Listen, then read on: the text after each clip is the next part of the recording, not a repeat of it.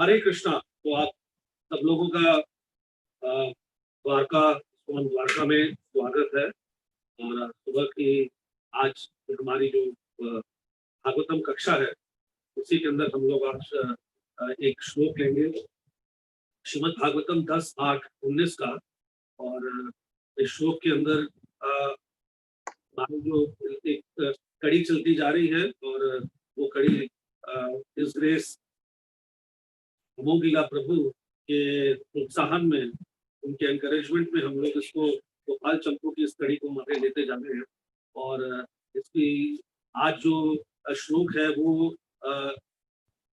गोपाल चंपू के 8वें अध्याय का पहला श्लोक से शुरू होगा। तो उसी से जुड़ा हुआ श्रीमद् भागवतम का 10:8-19 का श्लोक है जो हम लोग शुरू करेंगे आज। और ये श्लोक और ये अध्याय बड़ा ही प्यारा अध्याय है, क्योंकि हम ये सबसे प्रिय है वैष्णव भक्तों को ये अध्याय। और क्योंकि इसमें भगवान को बांधा गया है और दाम बंधन लीला के से जुड़ा हुआ ये अध्याय है। और इससे पहले वाले अध्याय 7वें अध्याय के अंत में हमने ये देखा था कि कैसे भगवान कृष्ण ने ये सुनिश्चित किया था कि सारी गोपियों ने आके माँ यशोदा को बारे में बहुत सारी शिकायतें करी थी। और भगवान के बारे में शिकायतें सुनने के बाद में भी यशोदा ने उन सब की बातों को माना नहीं।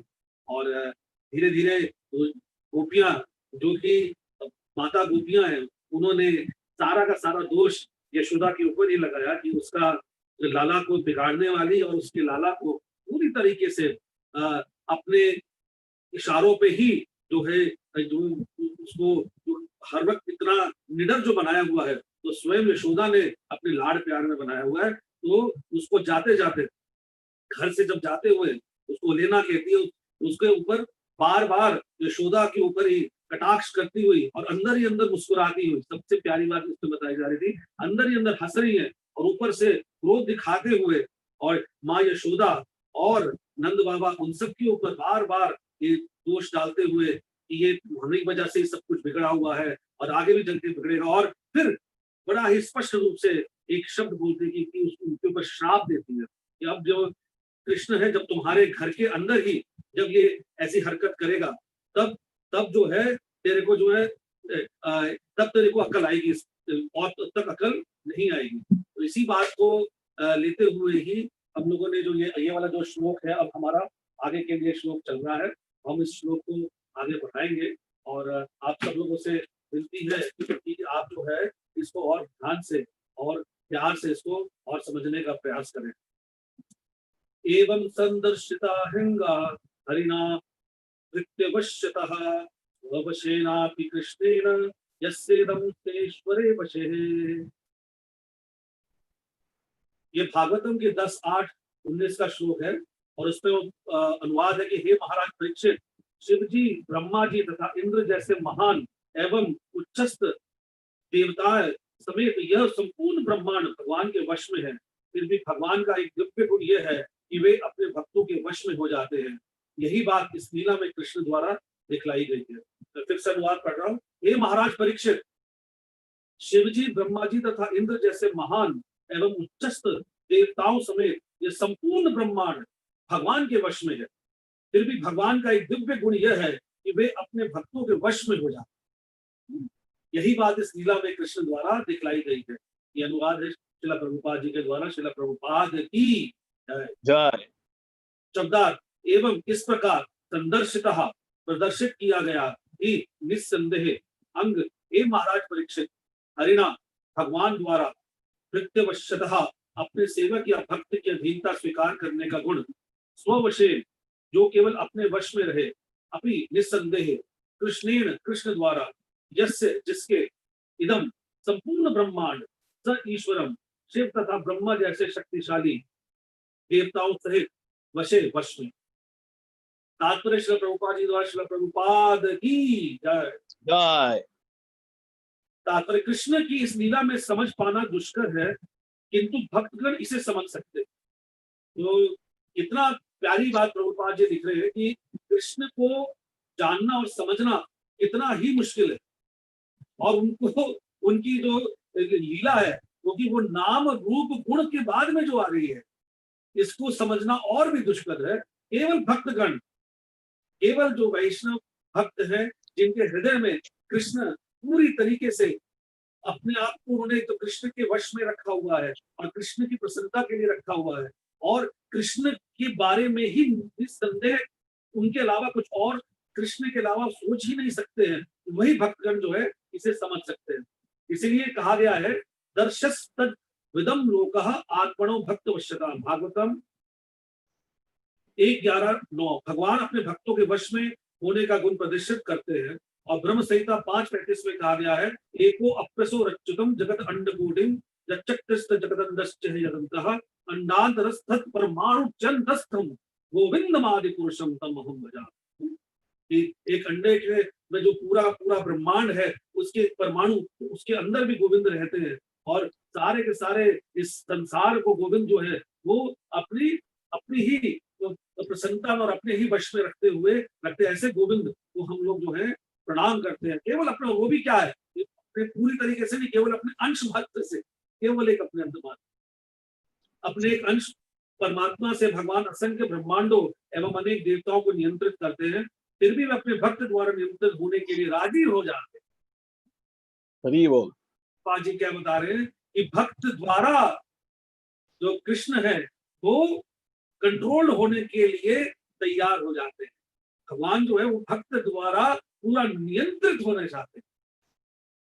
प्रभुपाद जी इसको अपने अपने अलग अलग टिप्पणियों में अनेक बार कहा है, Krishna controls the entire world and mother Yashoda controls Krishna. और Krishna loves to be controlled. श्रुति मित्रे, अगर श्रुतियों में भगवान को आनंद नहीं आता, श्रुति मित्रे, और भगवान को वैदिक जो है पुराणों के अंदर रस नहीं आता, भारतम, महाभारत में भी इंटरेस्ट नहीं है भगवान को, और जो है जो वैष्णव भक्त है वो भी इसी तरीके से बोलते हैं कि हमारा भी इन चीजों में इंटरेस्ट नहीं है।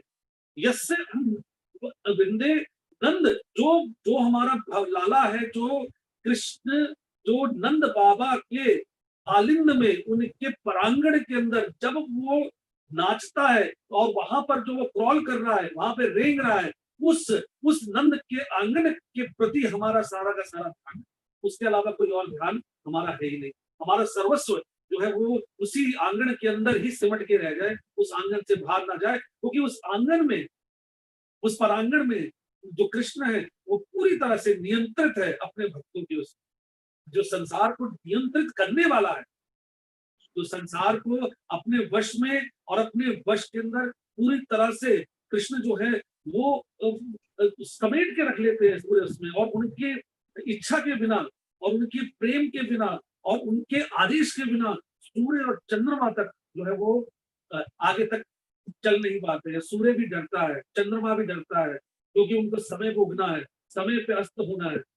और जो समुद्र है वो भी डर के बारे में, वो भी नियंत्रण के बारे में भी बताया जाता है, वो भी अपनी जो लिमिट को क्रॉस नहीं करता। वो जो कृष्ण है, वो कृष्ण यहाँ पर क्या करे जा रहे हैं, नंद बाबा के कंट्रोल में पूरी तरीके से है, तो भक्त द्वारा नियंत्रित होने के लिए राजी हो जाते हैं। उपनिषदों में कहा गया है कि भगवान मन से भी अधिक वेग से दौड़ सकते हैं, किंतु यहाँ हम देखते हैं कि अपनी माता द्वारा पकड़े जाने से बचने की इच्छा रखते हुए भी कृष्ण पराजित हुए और माता यशोदा द्वारा पकड़ लिए गए। लक्ष्मी सहस्त्र शत संभ्रम सेव्यमानम, कृष्ण की सेवा लाखों लक्ष्मियां करती है। ये भी श्रीमद ब्रह्म संहिता का ही श्लोक है, उसी के अंदर आता है, लक्ष्मी सहस्त्र शत संभ्रम सेव्यमानम गोविंद मादि पुरुषम। इस सहस्त्र शत मतलब 1,00,000 लक्ष्मी जो है जिनकी सेवा में लगी हुई है, उन गोविंद के चरण में हम लोग पूरी तरीके से लगे हुए हैं। फिर भी वे मक्खन, अगला आगे बता रहे हैं, फिर भी वे मक्खन की चोरी इस तरह करते हैं कि जैसे कि कोई भूख का मारा हो। यद्यपि सारे जीवों को नियंत्रक जमराज कृष्ण से भयभीत रहता है, फिर भी कृष्ण अपनी माता की सोटी से भयभीत है, मतलब उनके जो यष्टि, संस्कृत में यष्टि बोलते हैं, उससे भगवान जो है वो थोड़े से हर वक्त डरे हुए रहते हैं। इन विरोधाभासों को अभक्त नहीं समझ सकता, किंतु भक्त समझ सकता है कि कृष्ण की अनन्य भक्ति कितनी बलवान है। ये इतनी बलवान है कि कृष्ण को एक शुद्ध भक्त द्वारा नियंत्रण में रखा जा सकता है। इस नृत्य वश्यता का अर्थ यह नहीं है कि वह अपने दास के वश में है, परंतु वे दास के शुद्ध प्रेम के वश में रहते हैं। इतनी सुंदर बात प्रभुपाद जी बता रहे हैं कि जो शुद्ध प्रेम के वश में रहते हैं भगवान, और वो शुद्ध प्रेम ही उनको जो आकर्षित करता है, वो जो शुद्ध प्रेम ऐसा प्रेम है जो निष्काम है, जो केवल इस इससे निकल कर आता है कि मुझे कृष्ण की प्रसन्नता देखनी है, मुझे केवल कृष्ण को संतुष्ट करना है। ये बहुत सुंदर बात है। इसको हमें गहराई में समझने का बहुत ज्यादा प्रयास करना चाहिए। हमें ये जब दिमाग में आना लगे कि डीटीज की क्या आवश्यकता है, डीटीज की जरूरतें क्या है, ये नहीं कि हमने पंचरात्रिक विधि के अनुसार बस हमने वहां पर अपना लिमिट कर दिया है और उनको जो है अपने आप को केवल वही तक सीमित रखते हुए उन विधियों को ही आगे तक बढ़ाकर उस विधियों को ही केवल अपने अपने अपने आप तक रखा हुआ है। नहीं, उसके अलावा जो सबसे प्यारी बात आ रही है, वो प्यारी बात यही आ रही है, ये जो डीटीज है, वो डीटीज जो है वो भी, उनकी भी कुछ जरूरतें हैं, उनकी भी कुछ आवश्यकताएं हैं। और जब हम उनकी आवश्यकताओं को समझने का प्रयास करते हैं, हम उनसे जुड़ना चाहते हैं, उनके बारे में ध्यान रख रहे हैं और उनके बारे में चिंतन कर रहे हैं, तब हम लोगों को जो है ये बार बार हम लोग इस बात को लेके एकदम हम लोग बहुत ही ज्यादा सशक्त हो जाते हैं कि हाँ, अब हम लोग जो है इस सही रास्ते के ऊपर जा रहे हैं, इसके अलावा हम कहीं और जा नहीं रहे। और ये बात बड़ी सूक्ष्म भी है और बहुत गहरी भी है। माधवेंद्र पुरी ने जब देखा कि गोपाल जो है वो गड़े हुए थे और उन्होंने जब अपने आप को बोला कि अब मेरे को बाहर निकालो और अब मुझे बहुत गर्मी लग रही है और जो है मुझे स्थापित करो, तो स्थापित भी कर दिया और सब कुछ वहां पर भगवान के लिए तैयार भी कर दिया और उनको बैठा भी दिया। तब भी माधवेंद्र पुरी ने ये इच्छा देखी, ये प्यारी बात जानी, ये समझी कि उनको अभी भी गर्मी लग रही है और इसलिए उनको ठंडे पानी से बार बार नहलाया।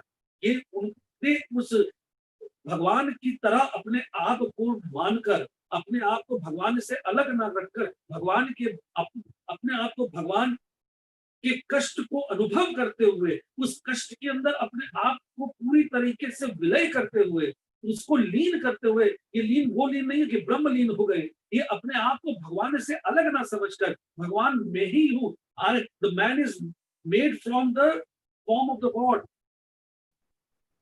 ये जो है भगवान जो मनुष्य बना हुआ है, इस तरीके की भाव को समझकर, ये बात को मानते हुए उन्होंने उस बात को समझा और एकदम उन्होंने बोला और पानी डलवाओ और वो करो। ये अभी भी गर्मी से बहुत ही ज्यादा बहुत पीड़ित है, उनको अभी भी गर्मी लग रही है।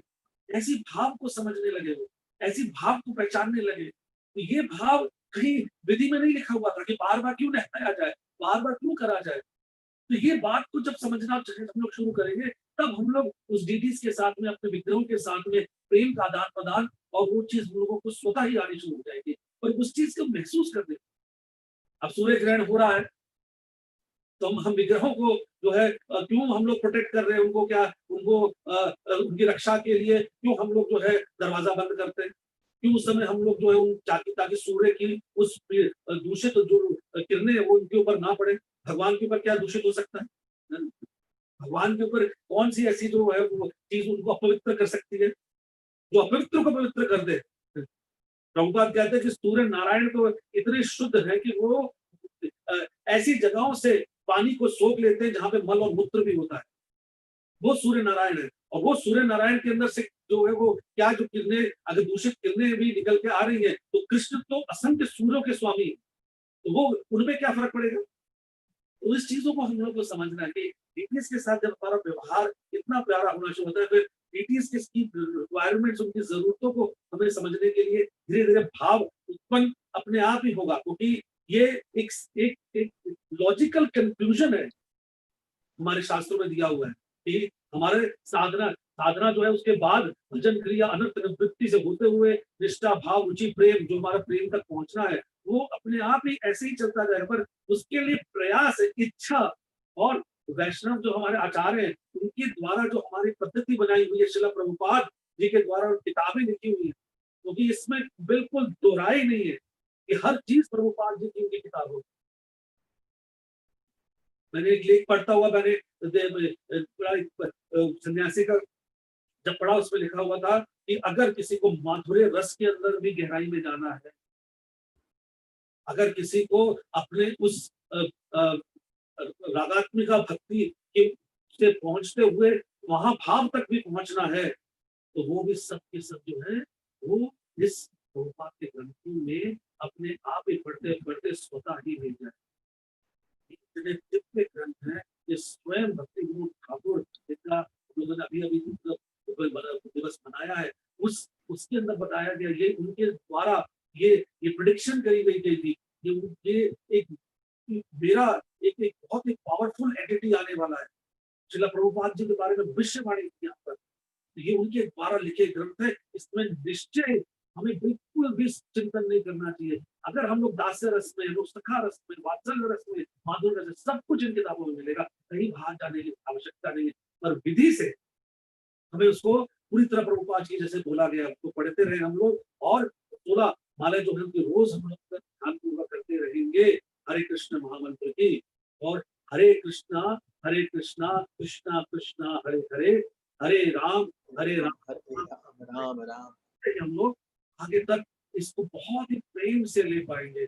ये इतना प्यारा प्रेम है उस ब्रिटिश के साथ में, जब लाला स्वयं अपनी जरूरतों को हम लोग समझ लेते हैं, जब लाला को नींद ज्यादा आ रही है उसके बारे में हमें समझने की आवश्यकता पड़ जाती है, एक सखा के रूप में, एक माँ बाप के रूप में हम इसको विकसित कर लेते हैं कि हाँ उसकी आज जो है जरूरतें कुछ और ही ज्यादा हो गई है, उसकी कुछ और रिक्वायरमेंट, वो केवल छोटा बालक के रूप में अब मेरे को वो ये बता भी रहा है कि आज मैं जो हूँ, मैं बालक अपने अपने उस लाला से इतना प्रेम कर सकते हो, क्या मैं तुम्हारा लाला नहीं हूँ? रघुनंदन दास जी की जैसे कथा आती है, गोविंद घोष, तो हम अभी गहराई में नहीं जाएंगे, प्रभुपाद का पर्पट हम आगे पढ़ रहे हैं। तो ये चीजें जो बताया गया, ये चीजों को हमें बिल्कुल ध्यानपूर्वक समझना है कि अपने आप ये चीजें हम लोग को समझ में आनी चाहिए।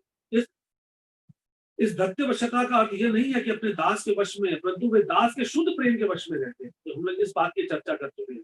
भगवत गीता 1:21 में कहा गया है कि कृष्ण अर्जुन के सारथी बने। अर्जुन ने हमें आदेश दिया, सेन्योर मध्य रथम स्थाप्य में अच्युतः, हे कृष्ण आपने मेरा सारथी बनना और मेरे आदेशों का पालन करना स्वीकार किया है, अतः मेरे रथ को दोनों सेनाओं के मध्य खड़ा करो।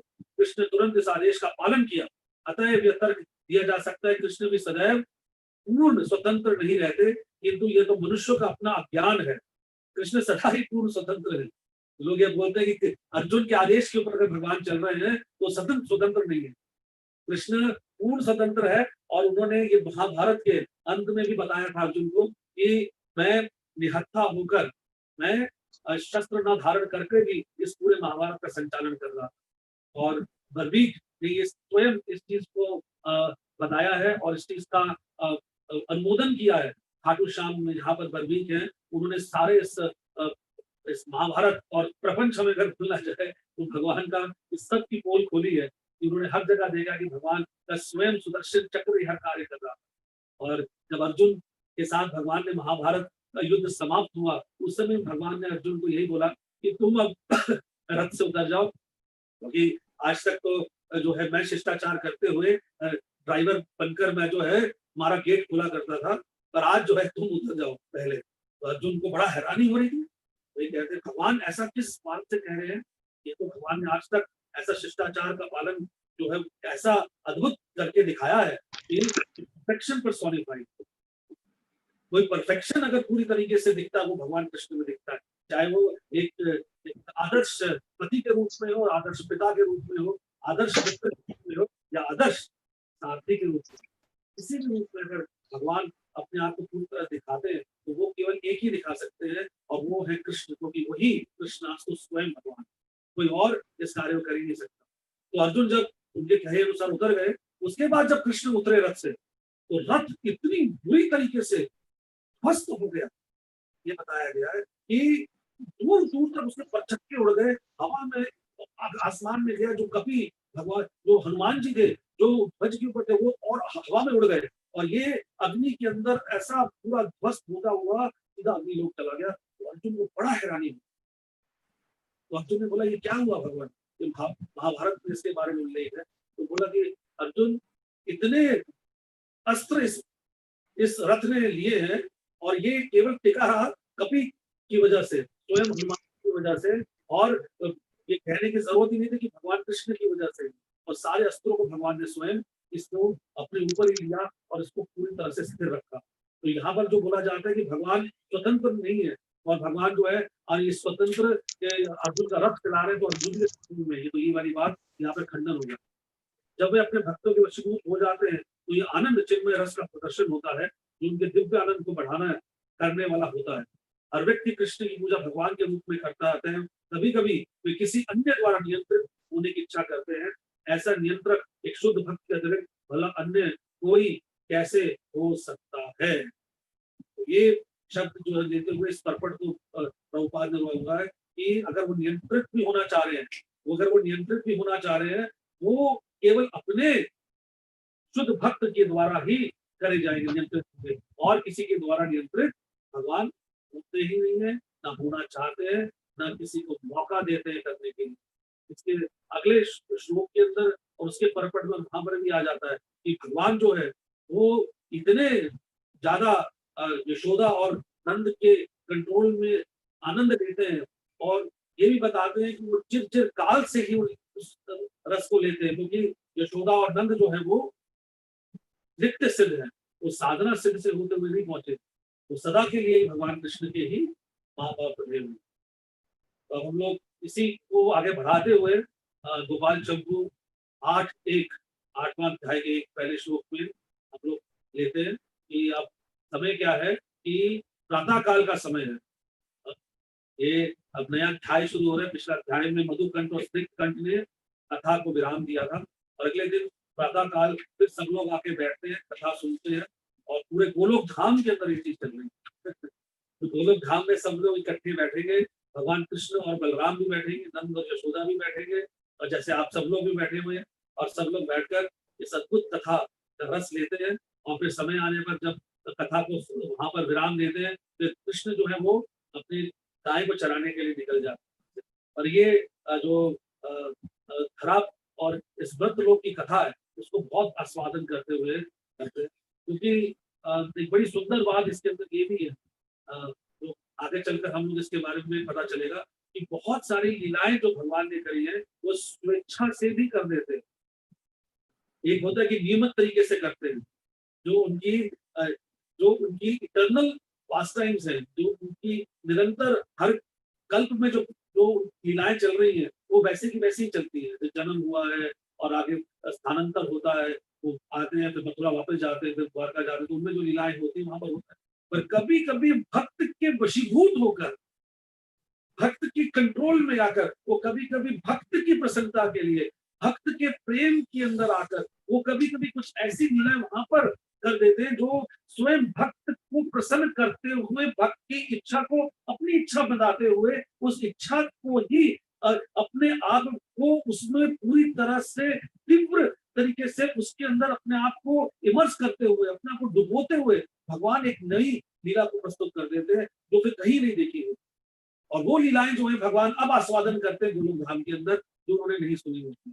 तो ऐसा भगवान के भक्त का प्रेम है कि वो भगवान को विवश करता है, भगवान के साथ ऐसा आदान प्रदान हो जाता है कि भगवान को ये देखकर बड़ा तो अपने आप पे कंट्रोल ही नहीं रहता है, भगवान भक्त के कंट्रोल में आ जाते हैं और कुछ ऐसी लीलाओं का अनुमोदन कर देते हैं, ऐसी लीलाओं को प्रस्तुत कर देते हैं जो कभी ना सुनी हुई होती ना कभी देखी। तो ये प्रातः काल का समय है, और सभी वैश्य जाति गण जो है उस वैश्य लोग हैं वहां पर ही। और एक सबसे इंपॉर्टेंट बात यहाँ बताया हुआ है कि वो उनका चेहरा जो है वो दीप्तिमान है, ब्राइट फेस्ड है, सबके सब जो है वो प्रकाशित है, उनका चेहरा प्रकाशमय हुआ है, और वो बैठकर स्निग्धकंठ से कथा सुन रहे हैं।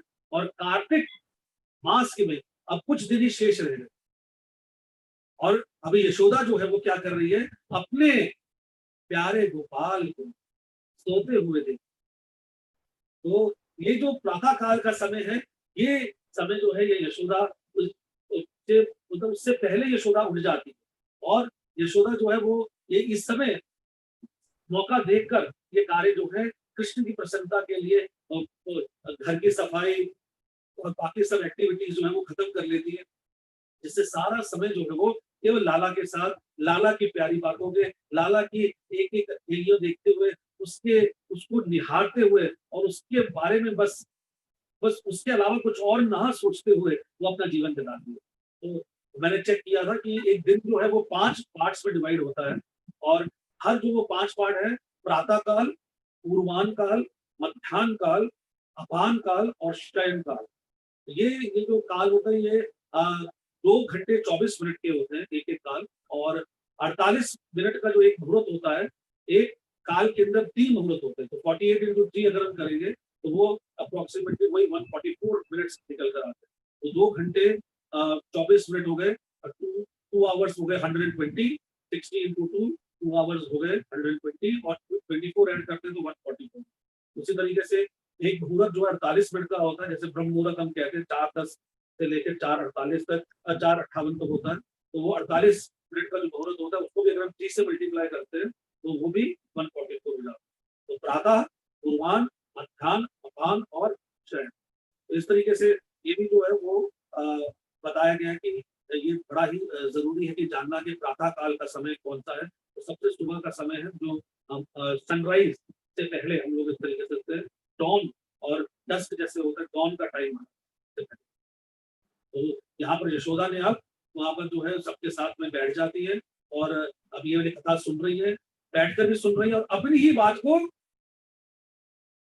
वृंदावन के अंदर क्या हो रहा है उसको बड़े ध्यान से अत अत एतर अद्य उपहि प्रभात एव सभाम उपविश्य विभातेषु वैश्य जातेषु दिग्ध कंठ उवाच। बड़ी बहुत ही रस भरी जीव गोस्वामी के शब्द है। स्निग्ध कंठ उवाचा कैसे? अत अथ एतरे अद्य उपहि। अद्य मतलब आज का ये जब कोई किसी और दिन की कथा कर रही है, दिन मतलब अभी होने वाले अन्य कोई और दिन की बात है कि उस दिन प्रभात एव सुबह के समय में सभाम उपवेश्य, सभा के अंदर उपवेश्य, sitting all of them together, बैठकर सब लोगों ने विभातेषु और वैश्य जातेषु, इस शब्दों का रस है। विभातेषु वैश्य जातेषु स्निग्ध कंठ उवाच। विभातेषु मतलब दे वर शाइनिंग फोर्थ, ब्राइट थे वो लोग, प्रकाशमान थे, दीप्तिमान थे उनका चेहरा। ये बड़ा इंपॉर्टेंट बात है कि वैश्य जाति के लोगों का चेहरा जो है वो इतना दीप्तिमान और इतना प्रकाशमान क्यों हो रहा है, उसके बारे में हम लोग चर्चा करेंगे अभी आगे। स्निग्ध कंठ उवाचा, स्निग्ध कंठ ने ये बताया कि कदाचित दामोदर मासी दराव अवसाने सामोदा यशोदा प्रात बाल गोपालम शयनाम शयानम उन्मीलिन भेद।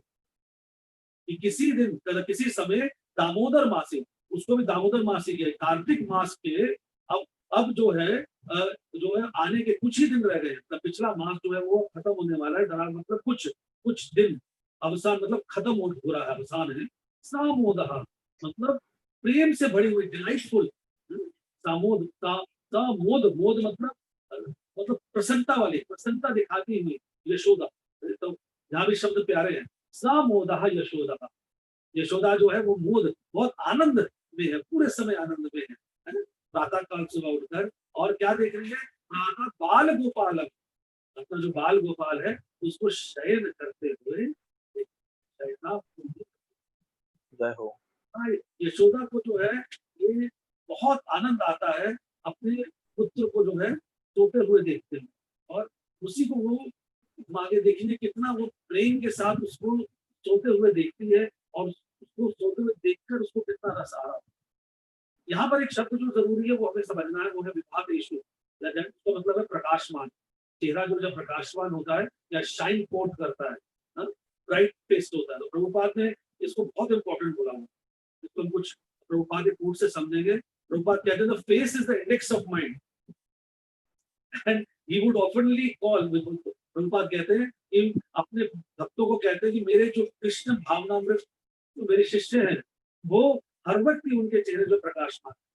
और बहुत बार बताया हुआ ये वाली बात कि कोई जो है वो पादरी जो है आया था उनसे मिलने के लिए, एक क्रिश्चियन प्रीस्ट, और पादरी ने बोला ये लोग जब हमारे चर्च में आते थे और हम उनको खड़े हुए देखा करते थे तो ये जो है कभी भी इनका चेहरा बड़ा ही बहुत ही ज्यादा जो है वो जो डल रहता था। And वो ये जो इनका चेहरा कभी भी हमें ऐसा कभी भी प्रसन्नता वाला नहीं दिखता था। अब तो आप प्रसन्नता छोड़िए, तो ये तो पूरी तरीके से इतना प्रेममय, इतना आकर्षक, इतना मोहित करने वाला और इतना प्रकाशमान है, ये देखकर हमें बहुत ही ज़्यादा हैरानी हो रही है, प्रभुपाद ये आपने क्या किया है?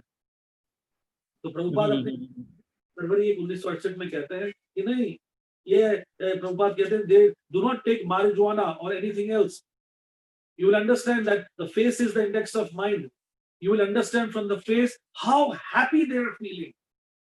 This nonsense we do not allow about breaking the four principles. It is simple food and chanting that makes them happy. Simple thing that makes your face so bright, and which was not there earlier. फिर Prabhupada ji lecture 16 दिसंबर 1970 में बता रहे हैं कि ये जो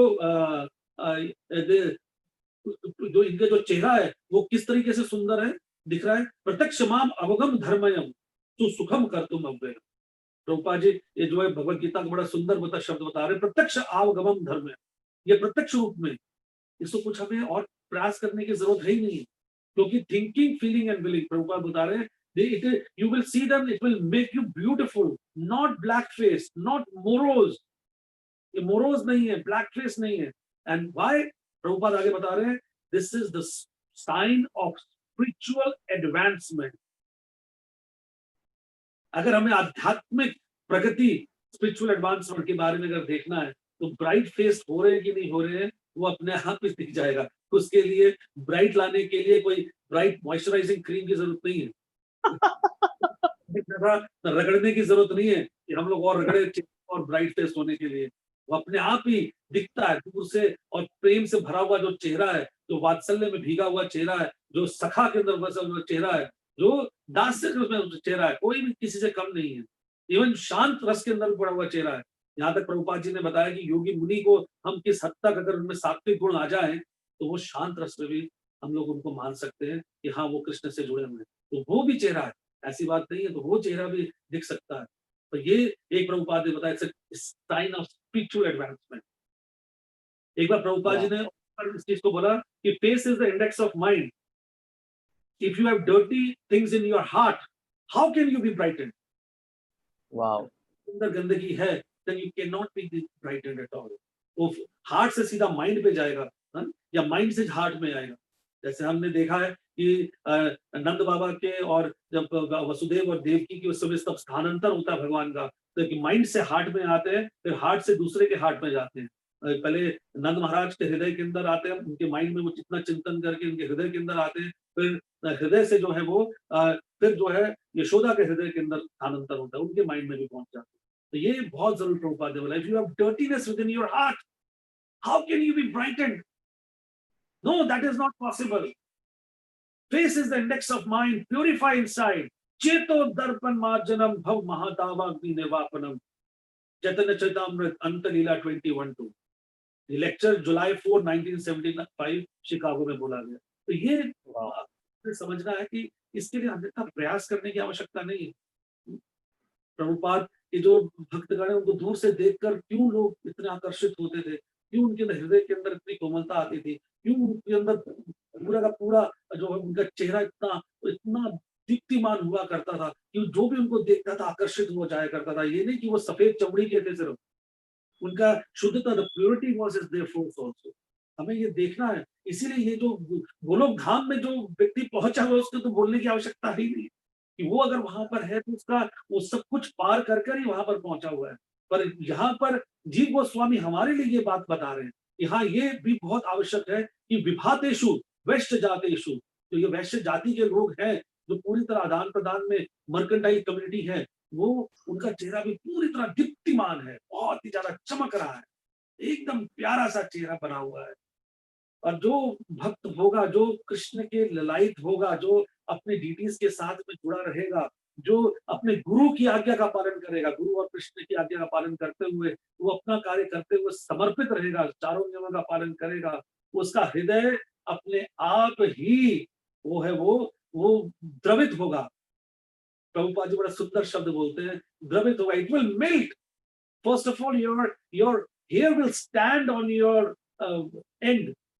आपके जो गूज बम्प्स जो कहते हैं उनको, वो अपने आप ही जो रोमांचित हो जाएंगे, हमें रोमांचित जो शब्द बोला जाता है वो होते हैं, और रोमांचित होते ही हृदय द्रवित होगा, और द्रवित होकर जब वो पिघलेगा तो उसको कहीं से बाहर निकलना है, तो अश्रु से बाहर निकलेगा, अश्रु से बाहर निकलेगा तो आप अपने चेहरे को वैसे ही साफ करेगा। वो जब चेहरा निकल के साफ निकलता है और वो जो चमक निकल कर आती है, वह जब उसका मार्जन होता है, जब चेहरे के ऊपर ऐसा भीषण प्रहार होता है और वो चेहरा जो पूरी तरीके से अब कृष्णमय होने के लिए ललायत होना शुरू हो जाता है, जब उसके अंदर और ज्यादा विकसित होता है वो कि भाई अब मैं कृष्ण के लिए और अपने आप को पूरी तरह समर्पित करूं, तो वो जो चेहरा है वो अपने आप ही मन के द्वारा, जब मन उसको कंट्रोल करते रहता है, प्रभुपाद बोला face is index of mind, और दोनों तरफ का जब प्रहार इकट्ठा हो रहा होता है, एक तरफ जो है मन उसको पूरी तरह से उसको मार्जन कर रहा होता है, एक तरफ उसके ऊपर जो है एक तरफ उसके अश्रु उसको पूरी तरीके से, अश्रु भी क्या प्रेम में भीगे हुए।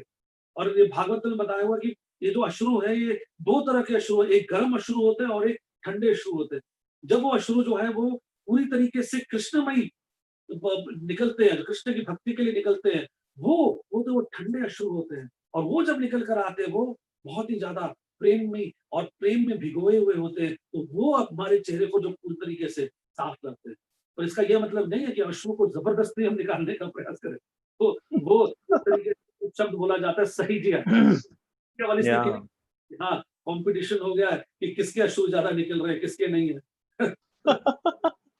प्रभुपाद जी के सामने हमने बहुत बार चर्चा करी है, पर हाँ ये समझाने के लिए जरूरी है। एक बार प्रभुपाद जी के सामने जो उनका गुरु भाई आए, तो प्रभुपाद जी ने उनको बोला कि आओ और तुम देखो ये एक भक्त है, और वो कान में तो बोल दिया कि वो सहीजिया ही है, जरा देखो ध्यान से कितना सुंदर वो भाव भाव प्रकट करेगा इस समय आपके साथ। तो प्रभुपाद ने बोला शुरू हो जाओ। तो मतलब शुरू हो जाओ करने पर ऐसे बटन लगाते हैं, तो उसने जो विरह का जो है वहां पर डिस्प्ले शुरू कर, और ऐसे उसने जो है जो सात्विक जो विकार है वो प्रस्तुत करने शुरू किए, तो प्रस्पिरेशन आनी शुरू हुई, ट्रेम्बलिंग शुरू हो गई वहां पे, है? तो एकदम, और उनके पूरा रोमांचित होने शुरू हो गए, कंपन शुरू हो गया, और आंखों से अश्रु निकलते जा रहे थे, और करते करते प्रभुपाद वो देख रहे हैं और उसका एकदम चुप। बोलते ये क्या प्रबंध और दिखाओ, तो बोला कि 25 पैसे में और कितना करवाओगे, इससे ज्यादा और कितना करूंगा मैं, 25 पैसे में इतना ही मिल गया, वही उससे ज्यादा मैं कुछ नहीं कर सकता हूँ। तो ये ये वाली भावना जो है ये एक तरीके से सहीजिया वाली बात होती है कि हाँ Yeah. प्रेम के अंदर जब निकल रहे हैं वो निकल रहे हैं, और उसका आज हमने ये निचोड़ निकल कर आया कि वो एक कारण जो है ब्राइट फेस करने का मतलब क्या होता है। जैसे हमारे अमोगिला प्रभु हैं, हमारे बाकी उनके साथ उनके ब्रह्मचारी हैं, बलि मुरारी प्रभु हैं, रवि लोचन, और बाकी जिनका नाम मैं नहीं लूंगा तो बहुत लंबी लिस्ट हो जाएगी, तो यहाँ पर है ना एट ऑल इकट्ठे ले लिया सबके साथ में। द्वारका मंदिर के भक्त हैं, तो आप सब लोग अगर वहां जाके देखे सब लोग इकट्ठे, तो वो they are shining like stars if not moons. तो You are moon, Prabhuji. ये विभादेशु वैश्य जातेषु स्तिग्धवाचा, और दामोदर मास के बारे में बताया कि हमें इसके बारे में और समझना चाहिए। तो अगली वे लाइन में बता रहे हैं कि यशोदा माता ने फिर क्या देखा अपने पुत्र को, ध्यान से सुनिए, बड़ा प्यारा है कि उनके दोनों नेत्र नील कमल के समान निमिलित हो रहे हैं। अब जो नेत्रों के ऊपर जब यशोदा का निगाह जाती है कि दोनों नेत्र जो है वो हल्के हल्के हिल रहे हैं, और ऐसे लाला को निहार कर धीरे धीरे यशोदा से रहा नहीं गया, और सोते हुए बालक को भी क्या किया उसने, अपने हाथों से उठा लिया। सोते हुए बालक को इतने कोमल तरीके से अपने हाथों से उठाया, वो बालक जो वैसे ही इतना कोमल है, जो मक्खन से भी ज्यादा कोमल माना जाता है। उस कोमल हाथों को कितना ज्यादा और कोमल करना पड़ेगा कि अगर हाथों के स्पर्श से भी जो मक्खन है वो पिघल जाता है, तो यशोदा ने अपने हाथ को कितना कोमल किया होगा। Wow. तो My जब God. उसको उठाया और उसको उठाकर अपनी गोद में लिया, उसको निहारा, फिर उसके अंदर जो कि बताया जाता है यशोदा और नंद की आंखें हर समय भरी रहती थी। उनकी आंखों के अंदर जो था, अगर कुछ और होता था वो प्रेम से ज्यादा, प्रेम के अश्रु कह लो या या या कुछ और शब्द इस्तेमाल कर लो, पर अश्रु ही अश्रु होते थे। वो प्रेम रस के अलावा कुछ और होता ही नहीं, वो प्रेम धन के अलावा कुछ और होता ही नहीं था। वो प्रेम की पूरी जो परिकाष्ठा अगर कहीं फंसी रहती थी, वो उनकी आंखों के अंदर पड़ी रहती थी। अगर वो पूरी की पूरी उस आंखों के अंदर वो उस आंसुओं को समेटे हुए ही अपने आप को हर समय, उनकी जो कपड़े थे वो भीगे हुए रहते थे, और ऐसे समय में भी वो किस तरीके से उस लाला को अपनी गोद में उठाकर अपने हाथों को और कोमल करके उस मक्खन से ज्यादा कोमल बालक को अपनी गोद में उठाए हुए हैं, और आंसुओं को कैसे उसके ऊपर ना पड़कर कि उसको फिर उसकी नींद ना खराब हो जाए। ऐसी यशोदा जो है और ज्यादा चिंतित हो रही होगी वहां पे, लेकिन उसने किसी तरीके से उसको उठाया, क्योंकि रहा नहीं जाता उससे।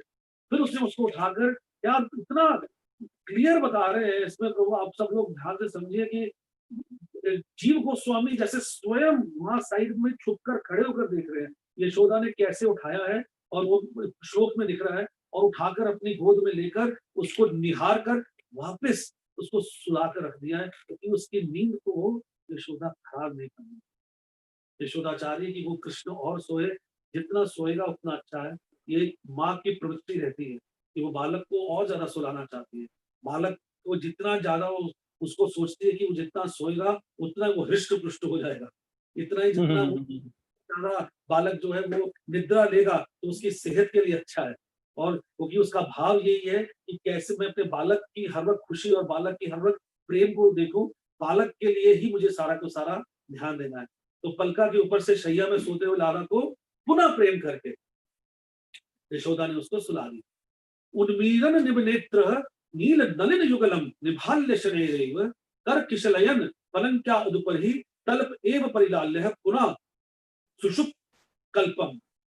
तो क्या सुंदर शब्द है, उन्मिलन निब नेत्र, जो उनके नेत्र हैं वो उन्मिलन बंद हो रहे हैं, सोते हुए भगवान के नेत्र हल्के हल्के क्या कांप रहे हैं।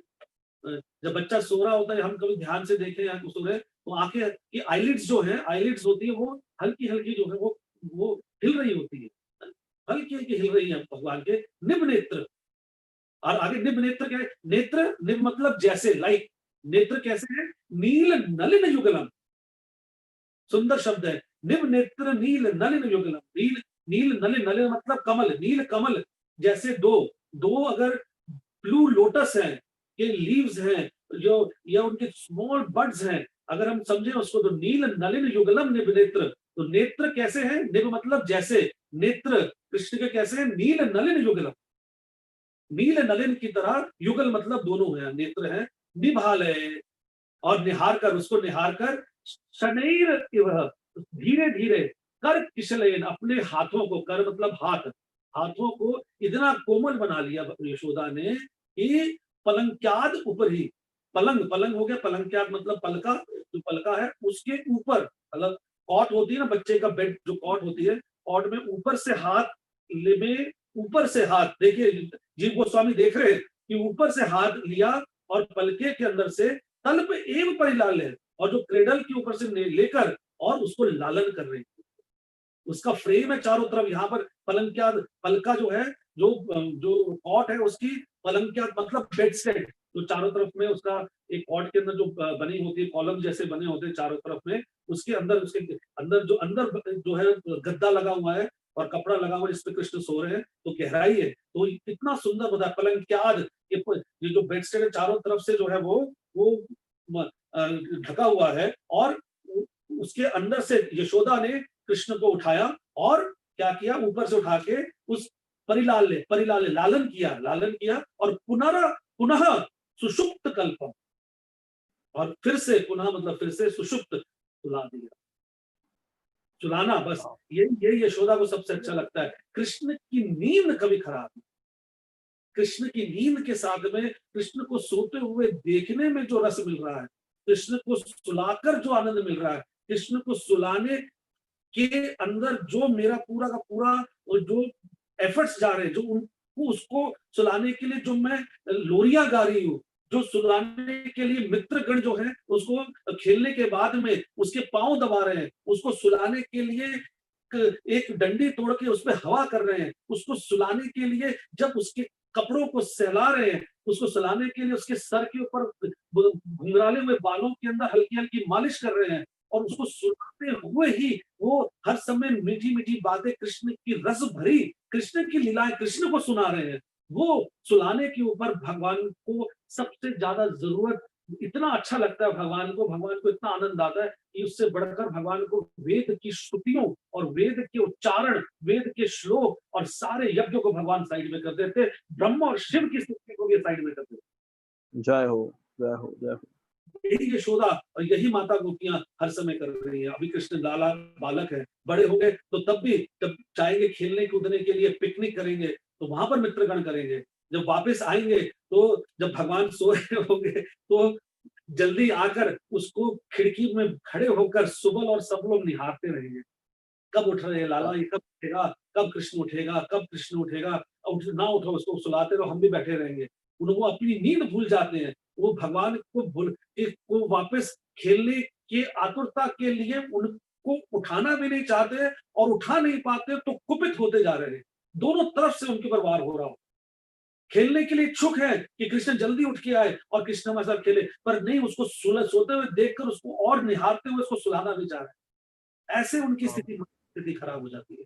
तो प्रभुपाद जी इसको 10:7:5 में परपट में बड़ा सुंदर बता रहे हैं स्लीपिंग के अंदर, because Krishna is nothing like the sleeping beauty. Wow. Beauty अगर है वर्ल्ड में और स्लीपिंग में जिसको हम लोग निहारना चाहते हो, देखना चाहते हो, वो कृष्ण के अलावा कुछ नहीं। तो यशोदा माता के बारे में बता रहे हैं 10:7:5 में, Yashoda saw that her child felt sleepy and she gave all facilities to sleep. Prabhupada ji बता रहे हैं all facilities, and then she lay down with the child, and when he was peaceful she got up to attend to her other household affairs. वो बाकी सारे कार्यों को पहले ही इसलिए खत्म कर देती है प्रातः काल के लिए।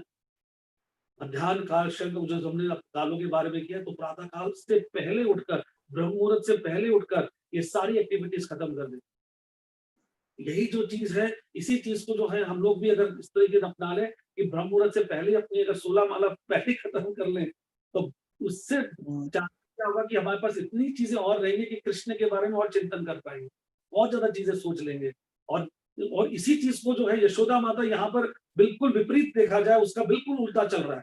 क्योंकि ये अब देखा जाए तो प्रश्न ये आएगा, ये तो निद्रा तो तमोगुण की बातें हैं, निद्रा तो रजोगुण से उत्पन्न होता है, और जो कब उसकी वजह से परिश्रम होता है, सब होता है। तो निद्रा को मना गया कि तमोगुण को हटाना चाहिए, प्रमाद, आलस्य, निद्रा, ये सब चीजों के अंदर क्यों वात्सल्य का इतनी अद्भुत स्थिति है, ऐसी वात्सल्य की स्थिति है जहां पर कृष्ण की प्रसन्नता देखी जाए, कृष्ण को किस में रस मिल रहा है, कृष्ण को कहां पर आनंद मिल रहा है, ये चीज देखी जा रही है। और उसी को बताया जा रहा है कि she lay down with the child and provided all facilities. और भी कोई फैसिलिटी हो, और हवा ठंडी करनी हो किसी तरीके से, एसी तो है नहीं वहां पे, कूलर है नहीं है, तरीके से ठंडी हवा को वहां पे प्रयोजन करो समीर को। और वो उनको जरूरत क्या होती है, केवल चिंतन किया तो स्वयं वायु देवता आके वहां पे ठंडा कर देंगे। उनके लिए क्या मुश्किल है, वहां पर स्वयं तैयार बैठे हुए देवी देवता कि कैसे कृष्ण की कुछ सेवा करने का मौका मिल जाए, तब वो कृष्ण के साथ बैठ के सो जाते। और कभी कभी बताया जाता है आगे चलकर, इसमें भक्ति रसामृत सिंधु में बड़ा सुंदर बताया कि कृष्ण जब सोते नहीं है तो यशोदा जबरदस्ती की स्टोरीज बना देती है, राम और कृष्ण, तुम और उसको कृष्ण को लुभाते हुए सुनाना शुरू कर देती है। और कृष्ण पूछता है ये चंद्रमा क्या है, चंद्रमा देव मक्खन का गोला है। ऐसे करते करते और कृष्ण के जब जटिल प्रश्न होने शुरू हो जाते हैं तो यशोदा और गहराई और बताते हुए, हाँ ये तैर रहा है देखो, और आसमान में तैरता हो, इतना मक्खन का बड़ा गोला निकले आएगा, ऐसे कर करके उसको सुला दिया।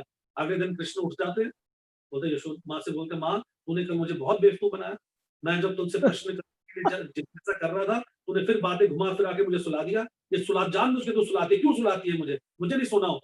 कृष्ण सोना नहीं चाहते हैं और यशोदा सुलाना चाहती है।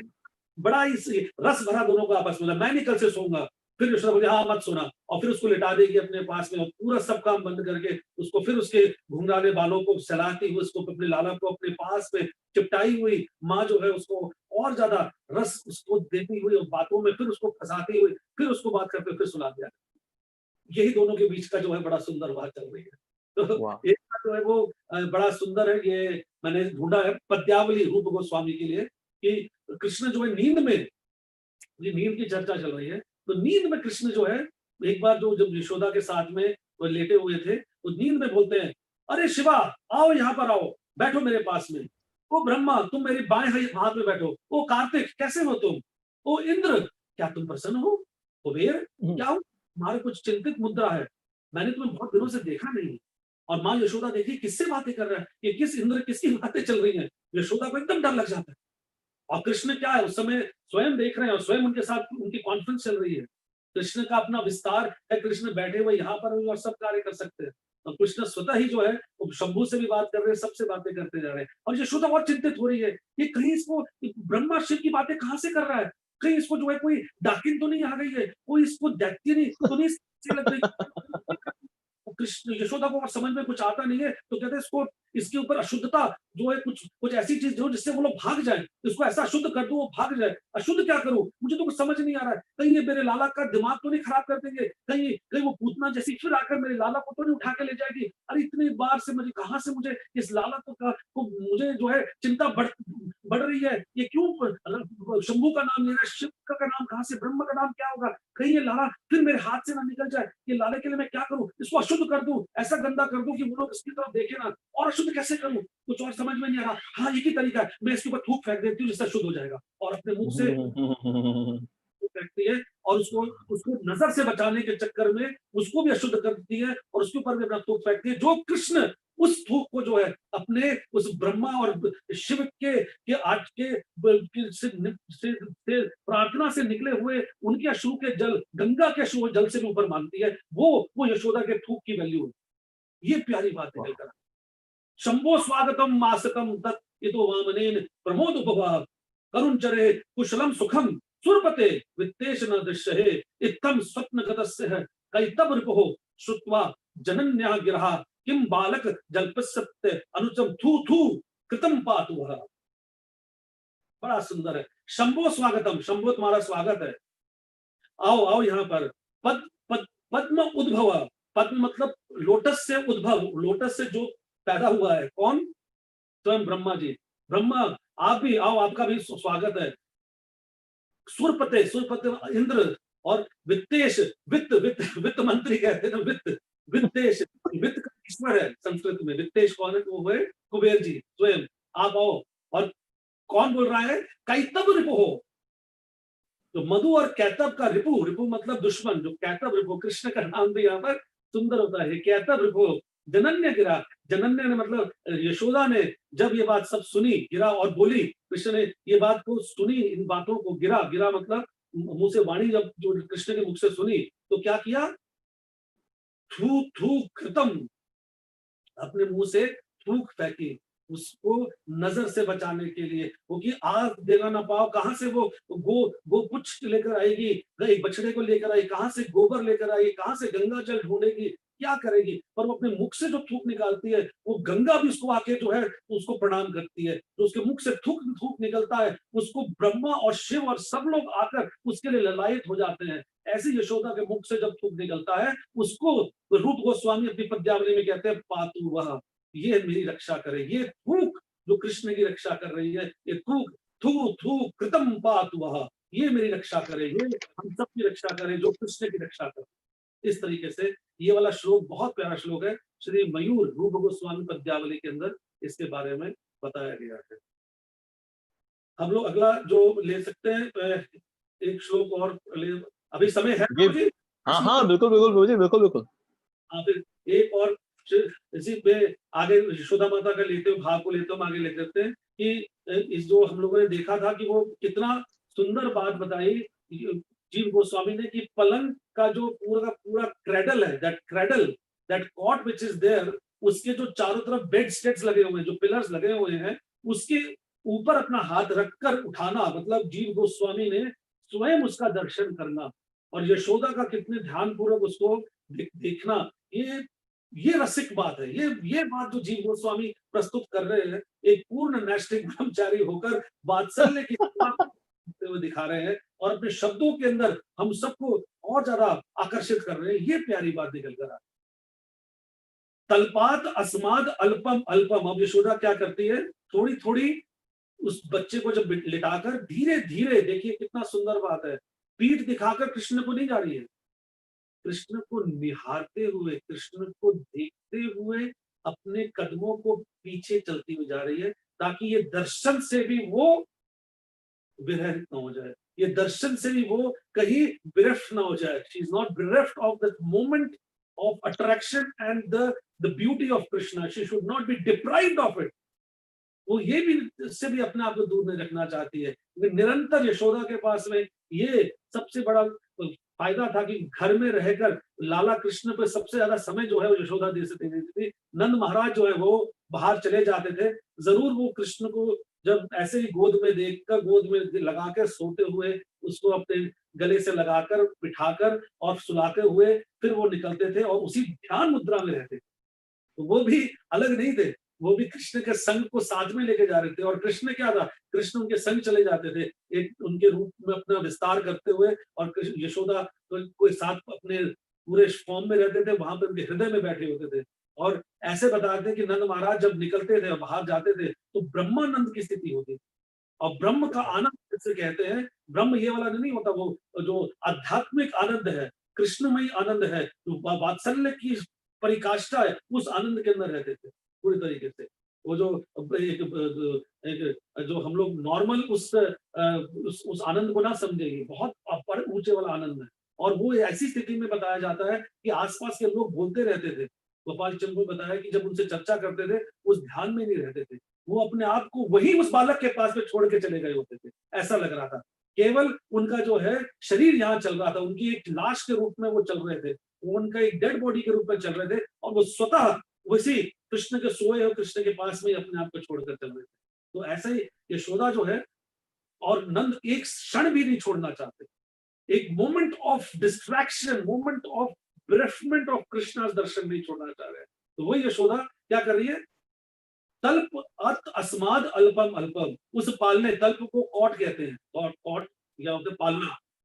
आत तो पीछे पीछे धीरे धीरे क्या करे यशोदा जो है, अल्पम अल्पम, थोड़े थोड़े धीरे धीरे पीछे पीछे अब वो यशोदा जो है वो चलने शुरू कर देती है. पीठ पीठ भगवान की तरफ ना करके उसको देख के पीछे जा रही है. निष्क्रमांति ही चालिंद बिंदमाना.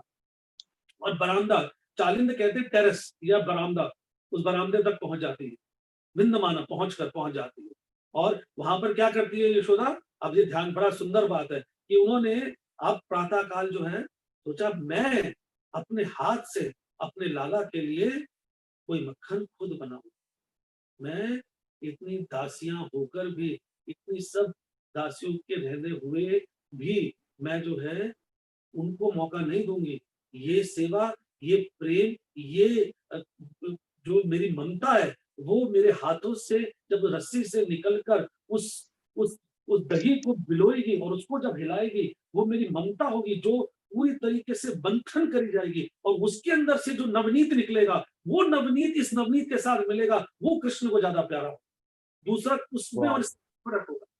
दूसरे के इसके अंदर तो ठीक है, वात्सल्य का रस होगा, वो भी माता गोपियां, वो दासियां हैं, वो भी वहां पर बैठी हुई ढाई माताएं हैं, वो भी होती हैं. पर यशोदा का जो जो जो जो जो मंथन है, जो प्रेम का मंथन है, जो उस भाव का मंथन है, जो उस बिलोने के अंदर उस मछली को जब पूरी तरह रई से जब वो खींचकर जब निकालेगी और उस मक्खन को जब निकालेगी यशोदा, उसके अंदर जो रस भरा हुआ है, वो रस बहुत अलग होता है.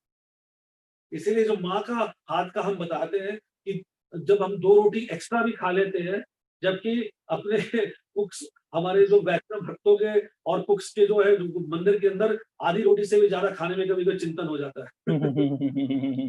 आधी रोटी तो अंदर चली जाती है, आधी हुई तो पता भी नहीं चलती है, क्योंकि वो ऐसे प्रेम के अंदर नरम और ऐसे मुलायम और ऐसा भाव से बना होता है, वो किसी और जगह आता ही नहीं होता. जो तरसा हुआ भाव होता है, जब ब्रह्मचारी सब लोग जाते हैं वहां पर, देखा जब प्रभु जी का एक तो था कि ब्रह्मचारी जो है वो कल एक जो आश्रय ग्रुप का एक सुंदर वीडियो आया था कि अपने घर में जाते हैं क्या होता है, और क्योंकि बड़ा उल्टे सीधे लोग जो है बोलते रहते हैं ब्रह्मचारियों के साथ, ये खराब हुआ, उनका जीवन बर्बाद कर दिया, उनके साथ ये कर दिया, उनका आगे का सारा सारा उनके साथ जो है सबसे ज्यादा अन्याय किया है, ये किया है.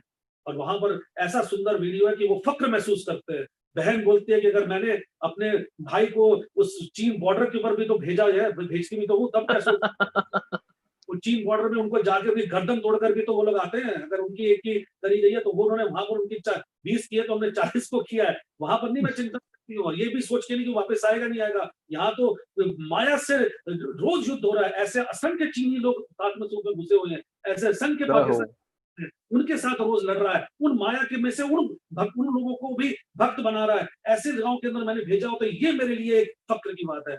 ऐसी ऐसी बहन अपने भाई को देखकर बोल रही है, अपने राखी जय। के सोचती कल मेरा भाई है या नहीं है, उस भाई के लिए अपने कर रही है। ये वीडियो दिखते हैं, और वो केवल बनाया नहीं है, बनावट नहीं है। अगर प्यार से देखो उस आश्रय वीडियोस के अंदर, और हम लोगों ने देखा जब भक्त ब्रह्मचारी जा रहे हैं, तो इतना सुंदर भाव है माँ बाप का। ये समझना चाहिए। ये प्रभुपाद जी ने भी बोला हुआ है, ये मेरे ब्रह्मचारी जो जहाँ पर आए हैं, ये कृष्ण ने गारंटी दी हुई है। आपको भक्ति स्वरूप दामोदर बोला, तुम्हें कुछ और करने की आवश्यकता नहीं है, तुम्हें पिंडदान करने की आवश्यकता नहीं है, तुम्हें श्राद्ध करने की आवश्यकता नहीं है। तुमने अपना जीवन जो दे दिया है, 21 पीढ़ियों तक तुम्हारे और जो है वंश तक इसका लाभान्वित होने वाले हैं। ऐसे प्रभुपाद जी ने, तो ये हमें समझना है कि ये क्यों होता है। केवल उस माँ का और उसका प्रेम जो इस भक्तों को जो साथ में जोड़ा हुआ है, और ब्रह्मचारियों को शक्ति कहाँ से मिलती है, अपने माँ बाप के सेवा करके मिलती है। इसलिए माँ बाप से उनके बारे में हमें चिंता भी करनी है, उनके बारे में सोचना भी है, उनके बारे में बातें भी करनी है। और गृहस्थ जीवन के अंदर भी उनकी जितना सेवा, ऐसे वैष्णव भक्त माँ बाप है जिन्होंने सब कुछ आप हम सब लोगों को ऐसा जोड़ रखा है, छूट दी है, करी हुई है। उनकी सेवा ना कर कर हम लोग खुद भी इस मौके से वंचित न रहे, ऐसा भी हम लोग को सोचना है। तो यशोदा ने अपने हाथ से, हमने वो रोटियों की बात की कि एक्स्ट्रा रोटी ही हो जाए, तो वहां से बात आगे तक चली गई कि खुद यशोदा ने वो मक्खन निकाला, और उतना ही मक्खन निकाला, ये बता रहे जितना घर के लिए काम आ जाए, उससे ज्यादा नहीं। उसके बाकियों के लिए जो है वो दासियां बैठी हुई हैं, उससे ज्यादा मैं नहीं करूंगी, केवल इतना ही मक्खन निकालूंगी कि मेरे दोनों जो लाला हैं, कृष्ण और बलराम, इन दोनों को सब कुछ सब मिल जाए। हाँ, नंद बाबा को भी थोड़ा बहुत मिल जाए तो ठीक है, चल जाएगा, पर इन दोनों को पहले इनके लिए बनाना पड़ेगा।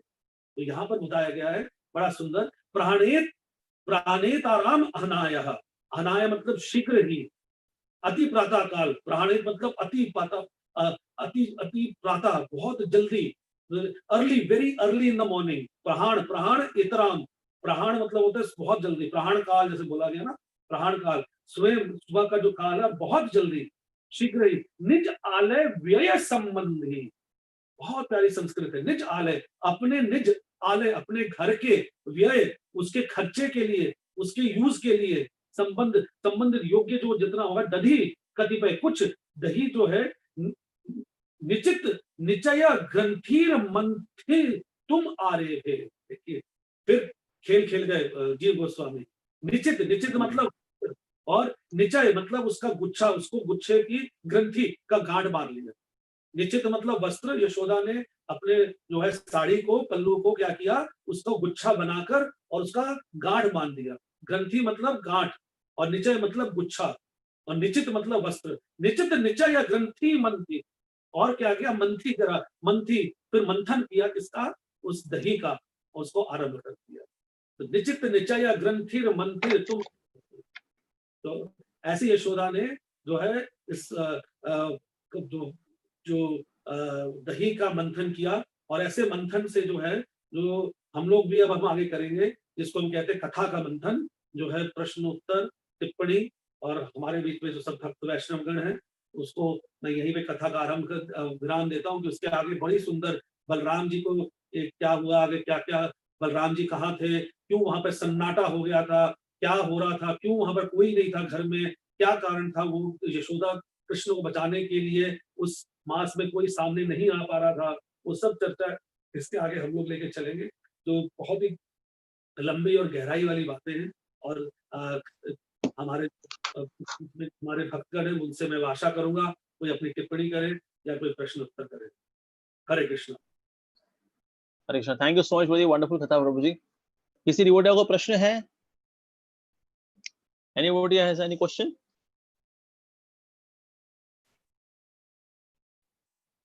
So can I ask question then, Prabhuji? But nobody will प्रिय able. ना आपको ना ज्यादातर लोग ना यूट्यूब पे देख रहे हैं, हाँ क्योंकि ना प्रभु। जूम पे ना एक लिमिटेशन होती है, तो हमने इसको एक्सटेंड किया हुआ यूट्यूब के ऊपर एक्चुअली। हाँ, ओके ओके ओके ओके, ठीक है। पर मैं अगर कोई सवाल पूछना चाहे, the devotees can send their questions. I won't be able to see in the YouTube, the questions coming on the left side, the chats, etc. Where the questions will be coming. हाँ जी, लेकिन अभी साथ में zoom वाला भी कोई devotee बैठा होगा, तो इन केस किसी को सवाल होगा, दे कैन आस्क. Okay. किसी को सवाल है, डिवोटीज दे कैन आस्क.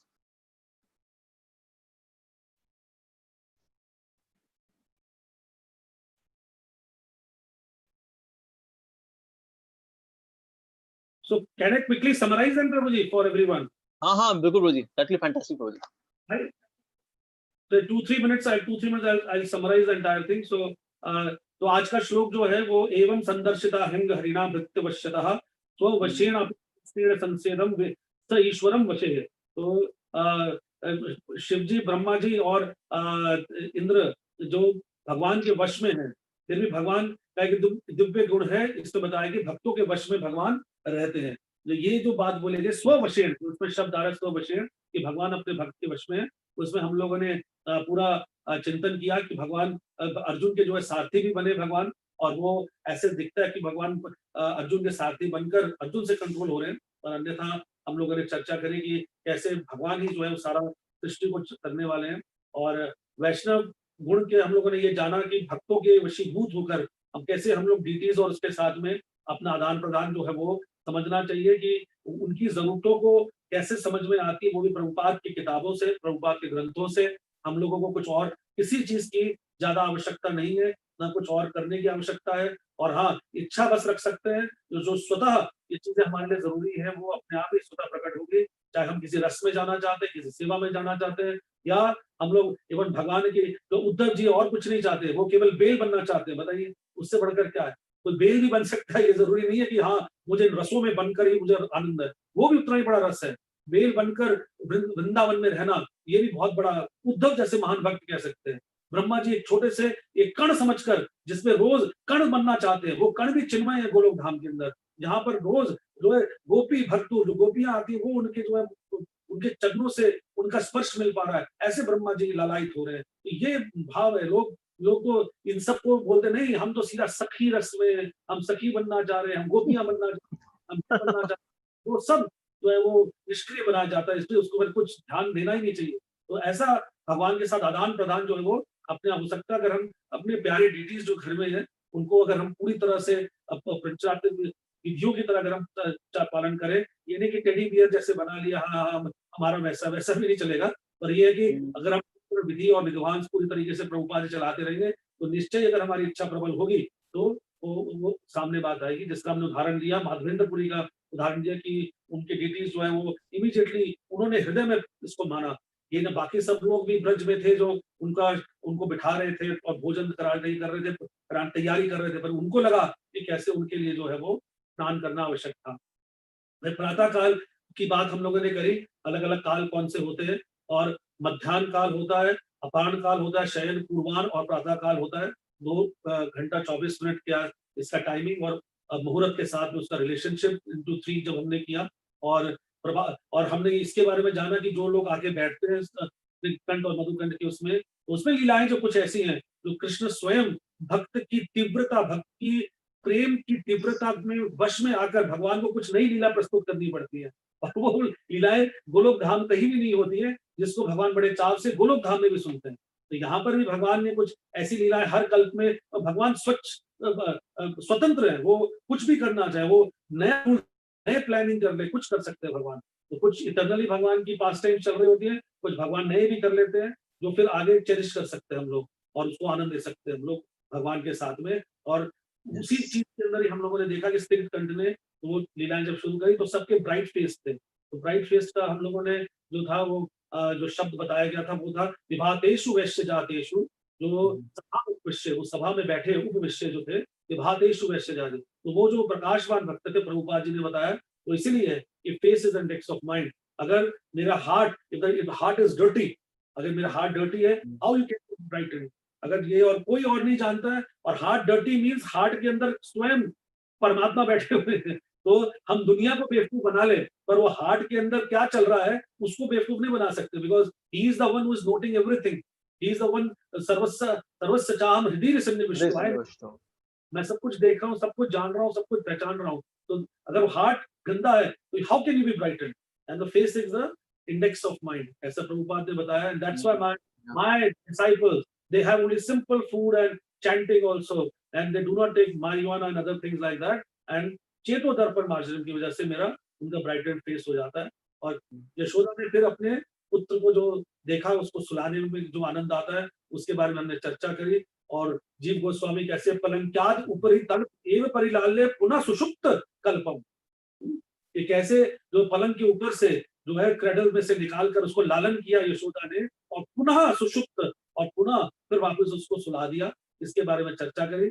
और कैसे लोगों ने ये देखा कि कृष्ण को सुलाने में यशोदा को सबसे ज्यादा आनंद आता है, उसको सुलाती है, उसको हर व्यक्ति जो है यशोदा जो है, और सारे चीजें इसी तरह से कहते हैं कि उसको निद्रा में उसको रहे तो और अच्छा रहेगा. और मित्रगण भी उस निद्रा के साथ उनका बैर चलता रहता है. ये खेल कर आएंगे तो कृष्ण के मालिश करते हैं, उसको सुलाएंगे भी, कृष्ण के वो हवा भी करेंगे ताकि रेस्ट कर ले, सो जाए. और सोते हैं तो उनके साथ खेल नहीं पा रहे हैं, तो वहां पर उनकी वेदना बढ़ जाती है. तो दोनों तरफ से कश्म बेचारे रोते रहते हैं, परेशान होते रहते हैं, और पूरी तरह से कृष्ण भावना भावित रहते हैं. जल्दी आ जाते हैं, कृष्ण को सोता हुआ देखते हैं, तब वो और ज्यादा पीड़ित हो जाते हैं. तो और जो विकार है वो सात्विक विकार, रोमांच, कंप, अश्रु, स्वेद, ये सब चीजें अपने आप ही निकलती रहती. हम लोगों ने वो श्लोक जो पद्यावली का बड़ा सुंदर देखा कि यशोदा का जो थूक है वो गंगा जल और उससे भी क्यों पवित्र माना गया, तो उसकी चर्चा करी.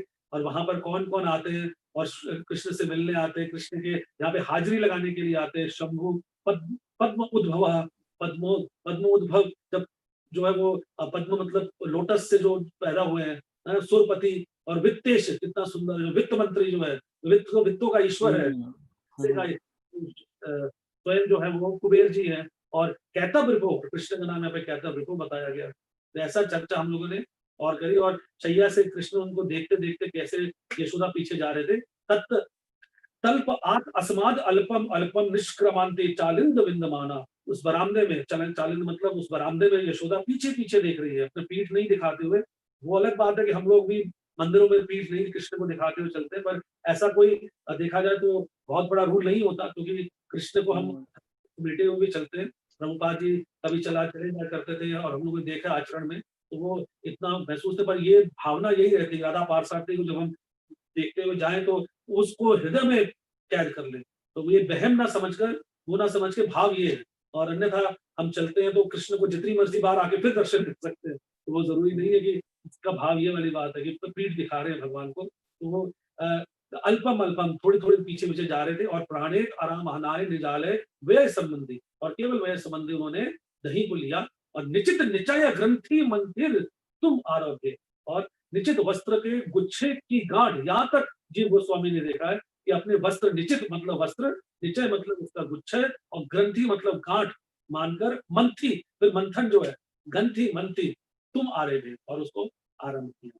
यहीं पर हम लोग विराम देंगे और आपसे प्रार्थना करेंगे कि आप सब लोग इस रस वही जो कृष्ण भक्ति इसको अपनाए रखें, और हमारे द्वारका मंदिर में स्वयं आके और इसको और आगे बढ़ाने का प्रयास करें. इस मंदिर का कंस्ट्रक्शन में यहाँ पर जो गोपाल कृष्ण गोस्वामी महाराज की इच्छा से बंधु प्रिय और जो हमारे बीच में अमोगिला प्रभु हैं, इनका साथ और बढ़ाएं और इनको और सशक्त करें कि मंदिर का निर्माण शीघ्र हो. इसी से प्रार्थना यहाँ पर इसको विराम दें. हरे कृष्ण. हरे कृष्ण जी. जय धनंजय कृष्ण प्रभु जी की जय, श्री प्रभुपाद की जय, गोपाल चंपू की जय.